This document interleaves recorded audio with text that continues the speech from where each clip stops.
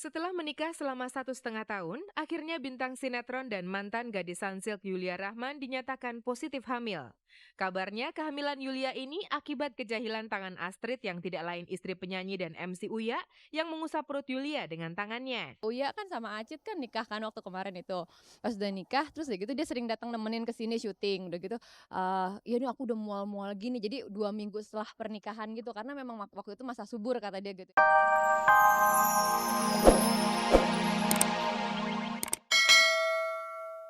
Akhirnya pada tahun 69, Anwar kembali ke kota asalnya Palembang untuk bekerja di sebuah perusahaan ekspor-impor milik pemerintah daerah Sumatera Selatan.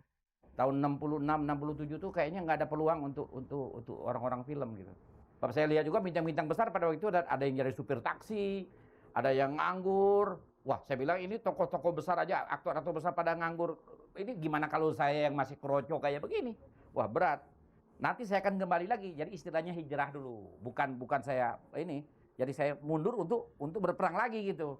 Nah, jadi saya mundur, saya kembali lagi ke Palembang. Pada tahun 71, di saat usianya genap 20 tahun, ia menikah dengan Farida. Sambil bekerja, Anwar kembali ikut kursus bahasa Inggris dan setelah lulus pada tahun 73, ia diangkat menjadi staf pengajar di 2 lembaga pendidikan bahasa. Nah itu antara lain banyak sekali murid-murid saya sekarang udah pada jadi orang ya. Antara lain ada Helmi Yahya, ada Tantowi Yahya, ada lagi yang sekarang ada yang udah jadi kolonel, ada yang udah jadi segala macam. Alhamdulillah. Selama jadi guru bahasa Inggris, keinginan jadi aktor terus mengejolak dalam dirinya. Sampai akhirnya di tahun 78, ia memutuskan untuk kembali ke Jakarta mewujudkan cita-citanya itu. Tapi setiba di Jakarta, ia tidak langsung terjun ke dunia film, melainkan kembali menjadi guru bahasa Inggris sambil mendirikan sebuah sanggar seni yang diberinya nama Gending Sriwijaya. Lewat sanggarnya itulah Anwar kemudian sering tampil di TVRI. Dan bukan hanya itu, karena kemudian Anwar pun lalu kerap mengajak bintang-bintang film yang sudah punya nama untuk tampil di layar kaca. Jadi saya adalah orang yang pertama yang merekrut orang-orang film ke TV. Sebab pada waktu tahun 79 80 itu tidak ada. Tidak ada bintang film, orang-orang film yang mau main ke TV. Mereka itu menganggap rendah sekali TVRI itu. Dari situ pergaulannya dengan masyarakat perfilman semakin luas. Dan dari situ pula cita-citanya untuk menjadi aktor semakin terbuka. Beberapa film pun akhirnya berhasil ia bintangi. Selamatkan dia, Her. Transplantasi sumsum tulang belakang misalnya.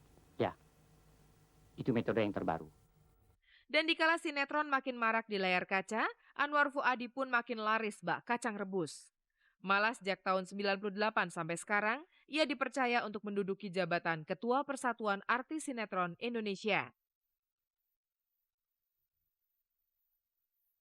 Pemirsa, tentunya Anda tetap setia bersama kami di Kabar-Kabari Minggu, tayangan yang kami rancang untuk Anda di mana saja Anda berada.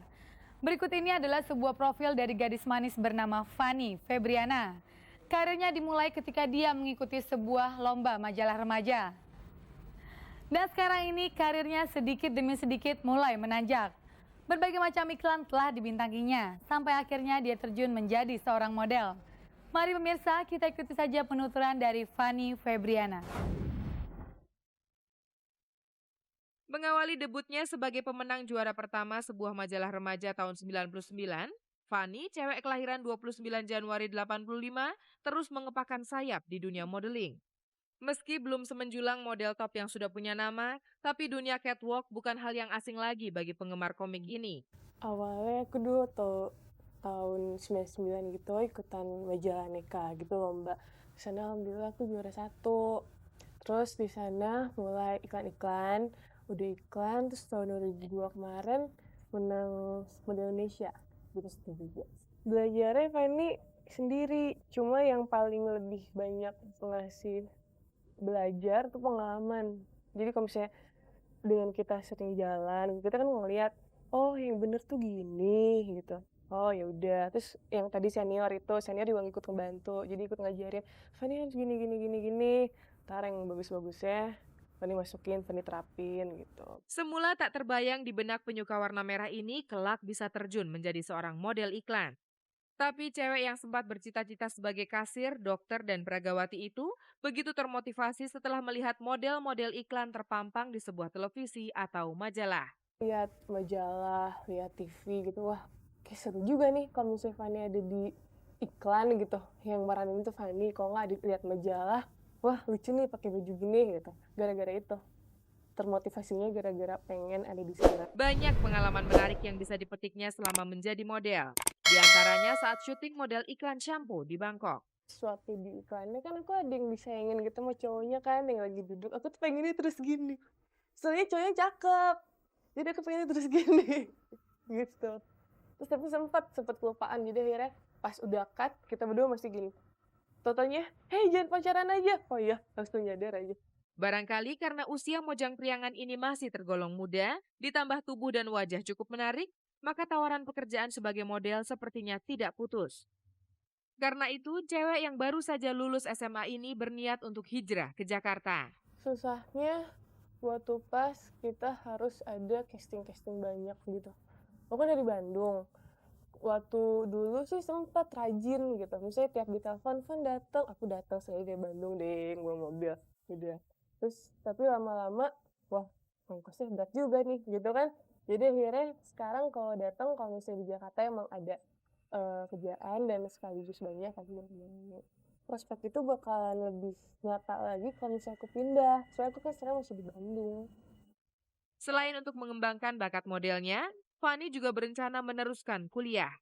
Hanya saja penyuka masakan Sunda ini belum bisa menentukan universitas mana yang menjadi pilihannya. Fanny berharap setelah kepindahannya ke Jakarta nanti, peluang menuju kesuksesan semakin terbuka lebar. Begitu banyak peristiwa yang terjadi selama sepekan ini. Dan hanya untuk Anda, editor kami telah merangkumnya sebagai sebuah informasi yang Anda bisa saksikan di penghujung akhir pekan ini. Setelah menikah selama 1,5 tahun, akhirnya bintang sinetron dan mantan gadis Sunsilk Yulia Rahman dinyatakan positif hamil. Kabarnya kehamilan Yulia ini akibat kejahilan tangan Astrid yang tidak lain istri penyanyi dan MC Uya yang mengusap perut Yulia dengan tangannya. Uya kan sama Acit kan nikah kan waktu kemarin itu. Pas udah nikah terus udah gitu dia sering datang nemenin ke sini syuting. Udah gitu ya nih aku udah mual-mual gini. Jadi 2 minggu setelah pernikahan gitu karena memang waktu itu masa subur kata dia gitu ya. Aduh Acit jangan sampai duluan ya gitu. Enggak mudah-mudahan enggak. Enggak taunya pas dia mau bilang sebelum ke Australia gitu dia ke sini, "Iya, aku kan udah isi, aku kemarin tes." Abang kan kesel banget. Gila lo yang nikah belakangan gitu kan, lo yang hamil duluan udah gitu. Sini kata Acit gitu. Kenapa dipeluk. Jadi Acit tuh meluk Iya gitu terus ya gitu perutnya tuh dideket-deketin gitu kan lucu. Lo ditempel-tempel biar nepa kata Acit gitu.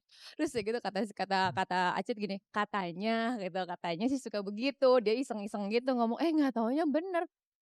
Usia kandungan yang memasuki minggu ke-7 ini diakuinya masih terlalu dini untuk dipublikasikan. Terlalu dini untuk bilang, cuma ya mungkin karena hitungannya penantian yang cukup lama lah 1,5 tahun itu, jadi ya mau nggak mau, aduh seneng gitu loh akhirnya bilang-bilang, doain ya, maksudnya bilangnya tuh bukannya bilang ria gimana, kata orang tua, aduh pamali lagi nanti dulu gitu kan, tapi hitungan minggu sih kalau kata dokter udah 7 minggu. Yulia sendiri menganggap janin yang kini tengah berada di dalam perutnya sebagai hadiah ulang tahunnya. Kan ulang tahun tanggal 5 Juli kemarin. Jadi pas, tanggal 5 Juli itu pas aku tuh telat 1 minggu gitu loh. Jadi surprise banget kan, kok ini telat, biasanya nggak pernah telat gitu ya. Akhirnya ke si "A, coba yuk kita iseng yuk," gitu kan, kita tes gitu. Kata si "kalau emang bener ini hadiah ulang tahun ya buat kamu," gitu kan. Iya gitu. Terus udah gitu akhirnya aku coba-coba pakai test pack gitu. Pas aku pakai test pack, yang apa, yang minusnya tuh jelas banget, yang plusnya itu bayang-bayang gitu. Wah enggak kali ya, belum, tapi kok begini? Aku kan waktu kemarin sempet tifus, udah gitu periksa periksa juga kan, itu jelas-jelas min gitu kan, maksudnya negatifnya jelas banget. Jadi pas ini, tapi beda, kalau ini polos banget gitu, kita banding-bandingin, kalau ini ada plusnya tapi meskipun bayang-bayang gitu. Aku ceritain semuanya, dokter bilang, "Kalau kayak gitu sih udah pasti positif," gitu kan. "Tapi penasaran Dok, periksa lagi deh." Akhirnya periksa lagi. Menurut hasil lab bener negatif gitu kan, tapi dokter lihat, wah ini positif nih. Acara syukuran Denada 17 Juli lalu memang penuh misteri. Pasalnya banyak yang menduga kalau acara selamatan itu bakal dimanfaatkan Denada sebagai acara perpisahannya karena ia akan bertolak ke Amerika. Kepergian inilah yang memicu dugaan bahwa ia telah menikah dengan seorang pria asal Timur Tengah. maksudnya saya anak satu-satunya perempuan dan paling dewasa dari Ibu Emilia Contessa gitu. Jadi dan juga Bapak Insinyur Tambunan. Jadi kalau misalnya pun saya merit pasti saya bikin gede-gedean deh gitu. Maksudnya paling enggak saya bikin meriah lah gitu. Hubungan Dena dengan pria